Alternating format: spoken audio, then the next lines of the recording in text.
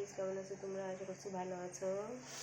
এই দেখো গাজর কা হালুয়া বানাচ্ছি, দেখতে পেরেছো গাইস? শুভ দুপুর।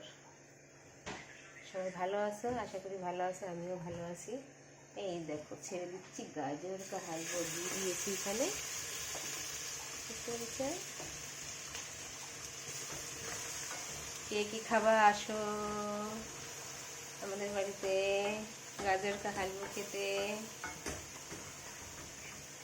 নিয়ে হালুয়া খাওয়াই দেবো তোমাদের।